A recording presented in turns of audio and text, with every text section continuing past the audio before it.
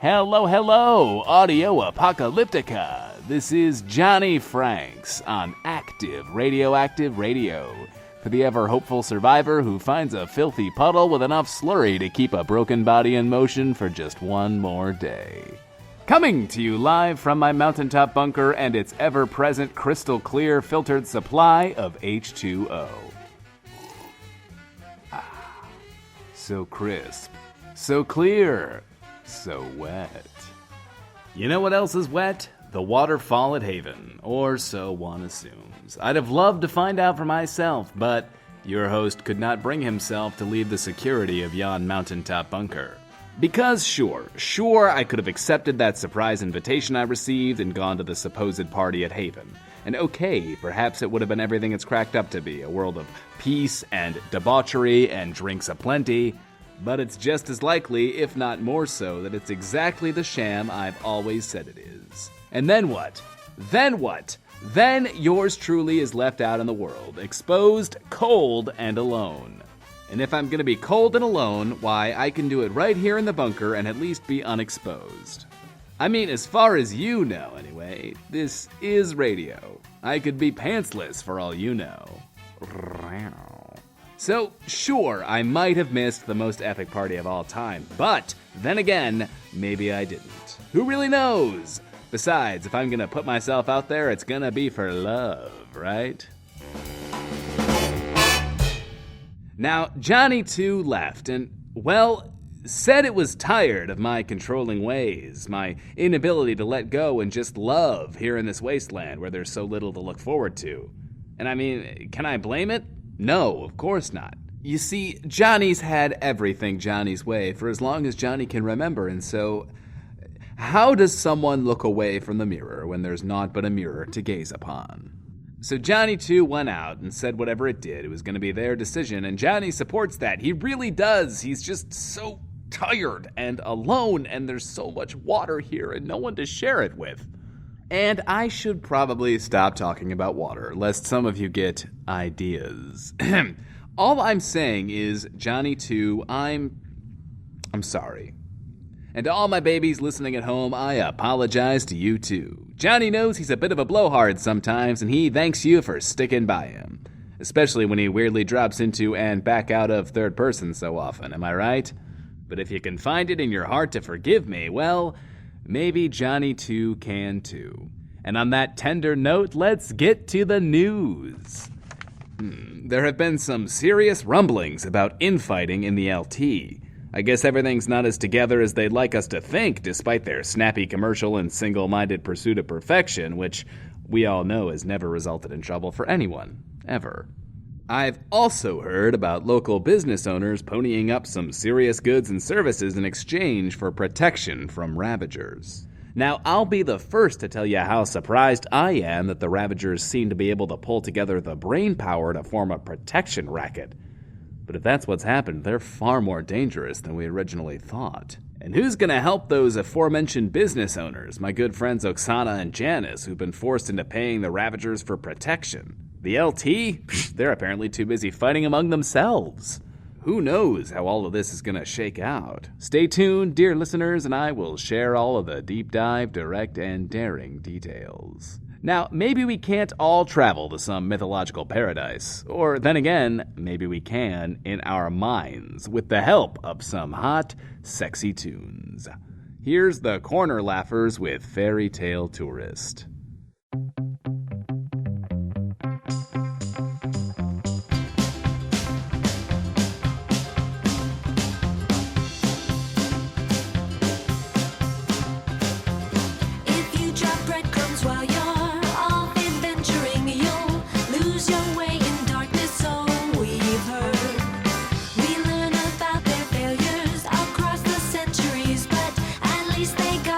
Some hungry birds.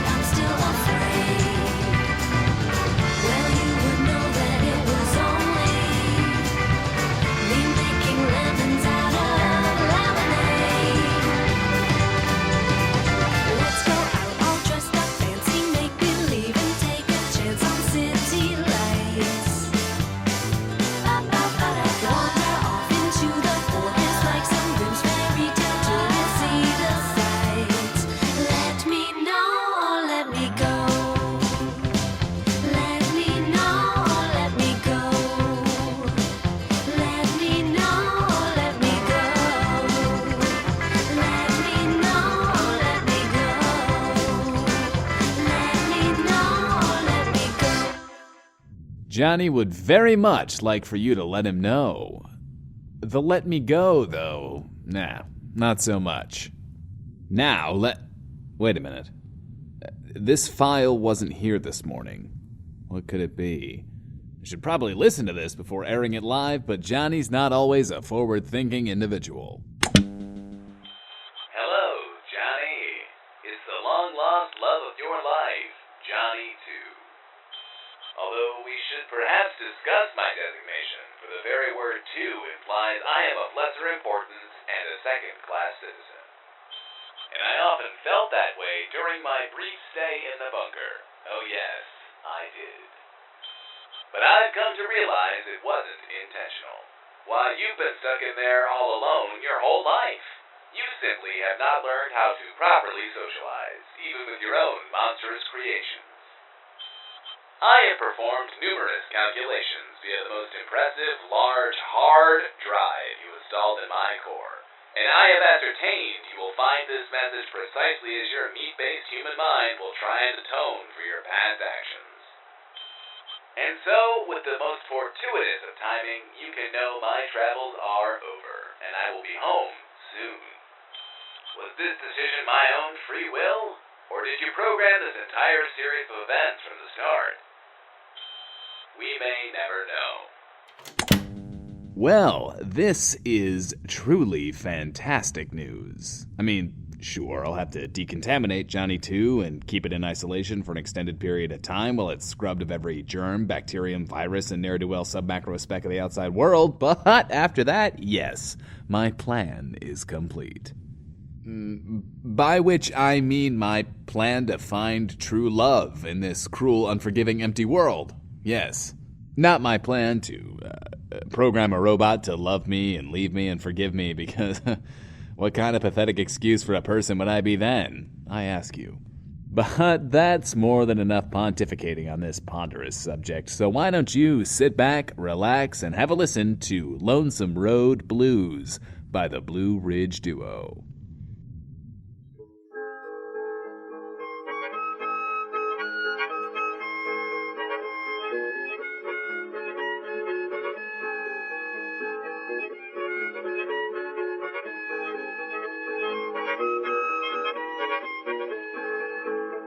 I'm going down the road feeling bad. Oh, I'm going down the road feeling bad. Oh, I'm going down the road feeling bad. And ain't gonna be treated this way.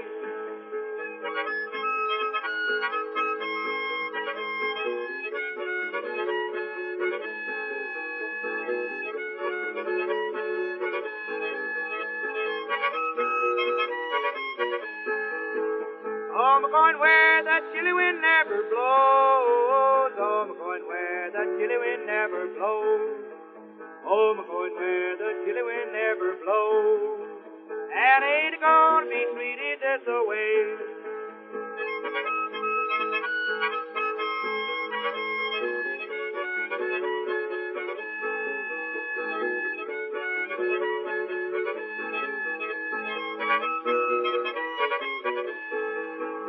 Oh, way down in jail on my knees. Oh, way down in jail on my knees.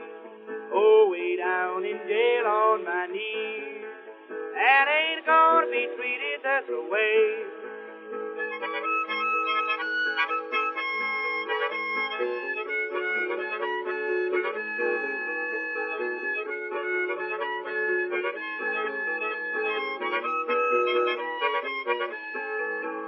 Oh, the DT on cornbread and peas. Oh, the DT on cornbread and peas. Oh, the DT on cornbread and peas. And ain't gonna be treated this way.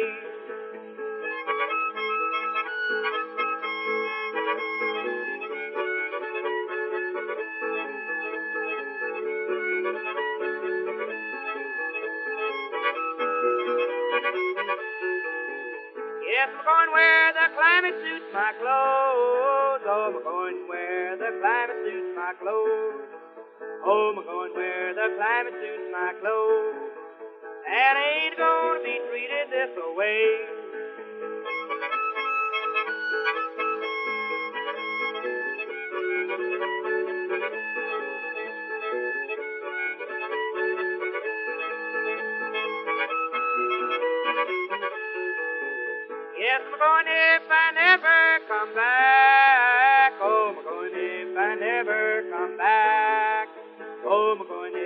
never come back. And I ain't gonna be treated this way.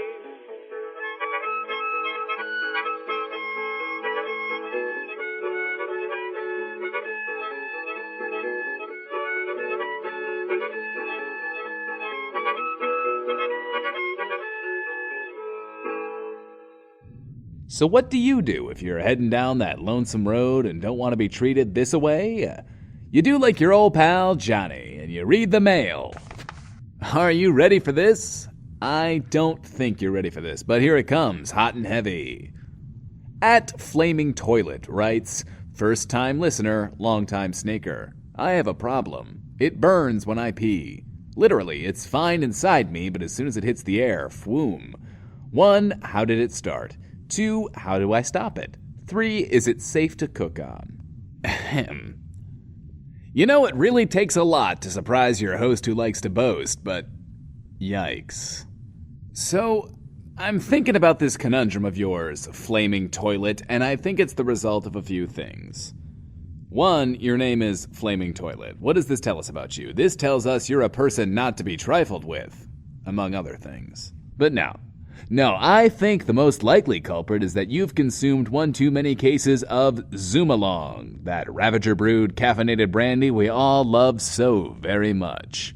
This is not an ad.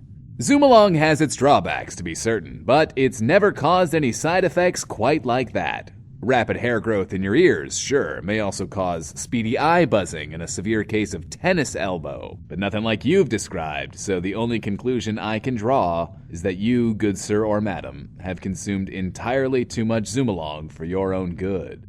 Now, we all know I'm magnanimous to a fault, and so I'm more than willing to take the rest of your supply off your hands to help you with your addiction, and for no other reason at all. You know where to send it. 1 Mountaintop Stud Lane, Spine Ridge. You know who else sends me things? Yes, you do. You do know. Oh, it's okay, I found it. Shove it up my... I don't think that's how buttons work. You know, I don't understand Felicia sometimes. Anyway, hi, Johnny. It's me again. Joe. And, I feel like there's, something I gotta explain. I know you told me to just go and knock on Janice's door so I can ask her if she's okay. But the thing is, it's not that easy. I know you really can't tell from, just listening to my voice, but, I'm kind of a big guy. Really big. And when people see a big guy like me coming, they don't stick around. I mean, I can't blame them because you never know, right? So I've kind of learned that if I just show up somewhere, it doesn't go so well. Maybe you think I'm exaggerating because I met Felicia and she's my buddy now and everything, but I didn't really knock on her door like you said. I got all tangled up in one of her traps because I thought maybe I dropped a shoelace or a sock. I guess what I'm trying to say is I'm just gonna leave Janice alone. She's been through a lot and she doesn't need me showing up and scaring her. Anyway, thanks for your advice, Johnny. You're the best. But I can't. Bye. You know, Joe, darn it if you didn't just go and melt my cold, deserted heart. I know it's tough, buddy, but you can't give up. You never know if you don't try. What's the worst that can happen? She continues not knowing who you are and not being your friend, and that's the situation you're already in. I know it's tough to work up the courage, but look, you talked to me, and I'm at least 10 times more famous and 6 times more cool than Janice. Janice, if you're listening, I'm really not cooler than you. Put down the flamethrower, please. If you're worried about your intimidating presence, here's a few tips. Maybe when you knock on her door, just hunker down real low. No, wait, she'll think you're trying to kill her. Maybe walk toward her humble, incredibly well-equipped store with your hands up. That might be safer. And you had the courage to go talk to Felicia, and sure, maybe that didn't go exactly how you planned, but look how well it turned out. Okay, maybe it didn't go well, but it did turn out. My point is, human connection is all we've got in this world, so give it a go, I say. You can do it. And if you get too nervous, just repeat to yourself, Johnny Franks believes in me. And that goes for all the rest of you out there. You know who else I believe in? My good bud Remmick, who I'm delighted to learn is alive and well. He gave us quite a scare last time, lady. Perhaps she'll give us the deets on what went down in Clanktown. Hi, Johnny. Okay. There's no easy way to say this, so I'm just gonna start by playing the file. Dexter, Benchley, Log 10. Can't believe it's gonna end like this. I tried. God knows I tried. So hard. I'm sorry. I've got Henrietta. If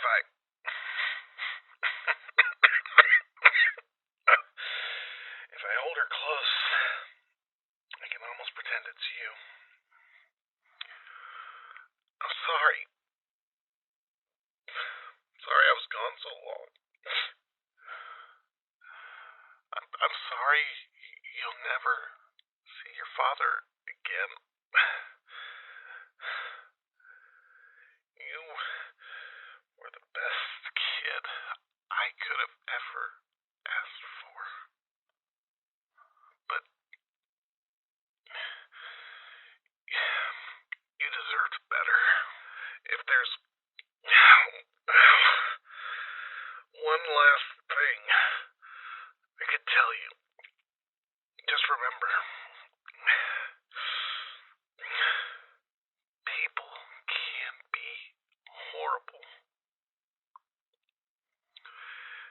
And even if you find a haven, it will only be a haven for some. I tried my best, but sometimes it's not good enough.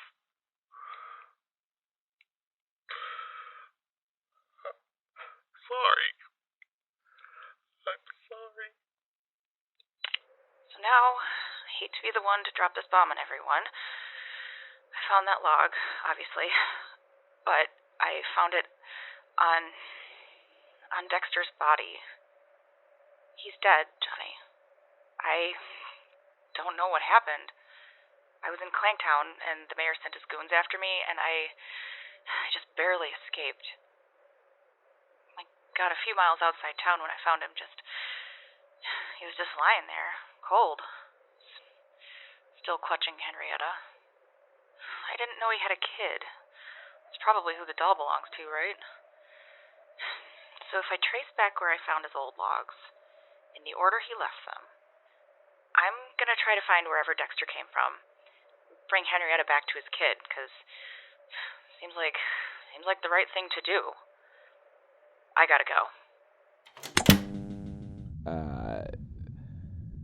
Geez, that's some heavy news to handle, but at least the truth is out there. Be sure to check in and let me know how it goes. I know I speak for everyone listening when I say we're rooting for you. Good luck and Godspeed on your journey, Remmick. You're a stand-up lady. And hey, let this serve as an important, if sobering reminder to all you folks out there. This world is a harsh mistress. Keep yourselves safe, will ya? Do it for yourselves, do it for each other, do it for me. And you can check in with me too if you like. Johnny loves to know that his listeners are still alive. Shoot me a tweet on the Twitters at MountaintopStud or email host@radioactiveradio.com. And include OK to Air so Johnny can share your uplifting messages of survival with the world. Until next time, my audio apocalyptica, keep your zoom-along habit under control, keep sending me your love, and keep your Johnny Franks. Radioactive Radio, Episode 9, Johnny's Got Feelings. Featuring the voice talents of Jack Kalk as Johnny Franks, Jack Kalk as Johnny 2, Philip Weber as Joe, Jesse Moore as Remmick, and Dave Morgan as Dexter. Written and directed by Jeffrey and Susan Bridges. Joe's Question, written by Dragon X Blink. Assistant Director Anna Rodriguez. Radioactive Radio theme taken from Main Step by the United States Army Band Pershing Zone. Featured music selections: Fairy Tale Tourist by the Corner Laughers at cornerlaughers.com and Lonesome Road Blues by Blue Ridge Duo. Radioactive Radio created by Jeffrey and Susan Bridges. Copyright 2016, Pendant Productions.